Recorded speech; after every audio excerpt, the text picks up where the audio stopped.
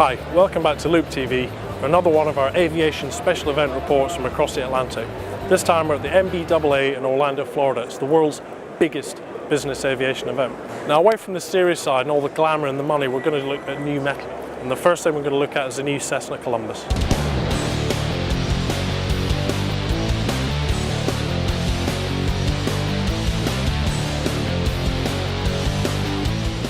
NBAA, as we said, Cessna's announcement's always really keenly followed, and their big unveiling this year is the mock-up of the Citation Columbus. It's their biggest ever jet. Now, the numbers at this plane really hint at where Cessna's looking to place it, which is firmly on the toes of Gulfstream, somewhere maybe around the new G250. It's got a 45,000 foot ceiling, 488 knot top speed, a 4,000 nautical mile range. And inside you can see it's built for luxury, but also kind of has a stylish element to it. And I think what's really important is that in this time of economic uncertainty, Cessna aren't blinking. Like some of the other bigger companies, they're really choosing to strengthen their development. Jack Pelton has kind of really come forward and said we need to be really aggressive in investing more in new planes, investing more in strengthening our dealer network and our customer response. So it's really proven to be a bit of a shining light and showing that all the confidence hasn't gone out of aviation with this economic downturn. Yes, the kind of market is slightly rocked, but it's not knocked out.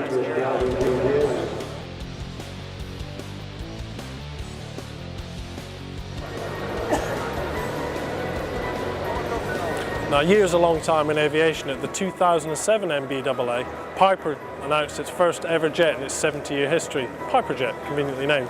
1 year on, it's already flying. There's an example of it right here. Now, I know this is a mock-up, but it's seriously impressive and it's a long way to the front. Piper say you can get up to 7 people fit in here, and one of the real benefits of having the distinctive high fitment of the engine in the tailplane is you get a lot of room all the way to the back. There's a big luggage area behind me, and they also say it's extremely quiet too. Now, we're expecting the Piper Jet in early 2012. At the moment you can see they've got a very clean, uncluttered flight deck with a side stick controller. So far they haven't been specific. They said they've done a deal with Garmin, so I think that means whatever is the top of the Garmin range at the time, you'll get it here.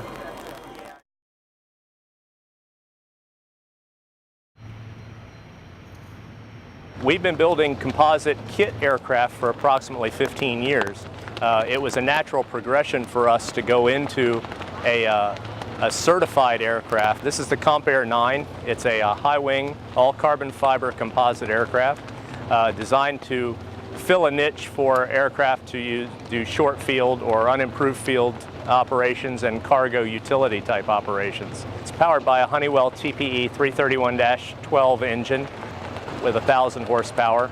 This aircraft, as it sits, is a prototype. It just debuted at this show. The aircraft has a range of approximately 1,500 miles. It carries 400 gallons of fuel and has an approximate fuel burn of 35 to 40 gallons per hour. Has a 240 knot cruise and seats 6 people comfortably, and will be pressurized and has air conditioning. The use of carbon fiber is logical in this application because it's stiff, it's strong, and it doesn't have a fatigue issue as aluminum does, which is good for rough field landings and things of that sort.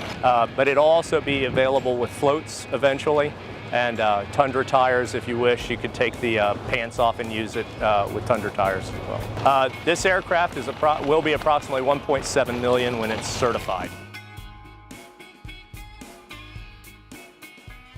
Now, 50 years ago, there was no such thing as a business aircraft.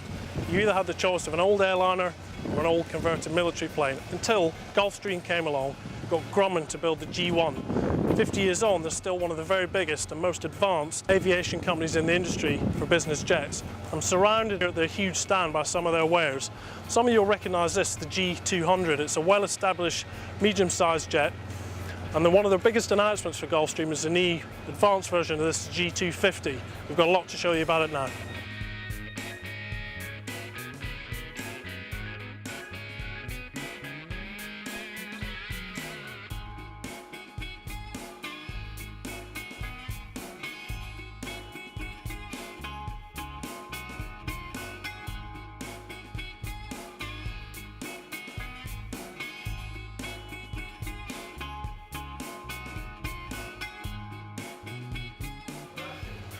Now, as you might imagine, passenger comfort is at the absolute forefront of the designer's imagination on the new generation of business jets. We're inside the new Gulfstream G650. This is our biggest ever aircraft, and it features one development which is seriously important for passenger comfort. It's an oval fuselage which enables you to stand almost to your full height and not have to crunch down. I'm quite a bit over 6 foot tall. I've got no problem being inside this. Now, this shape of fuselage is the first for Gulfstream. They're going to put it out in the new super mid-sized G252, but expect to see these kind of innovations really come to the forefront in the future as passenger comfort takes centre stage.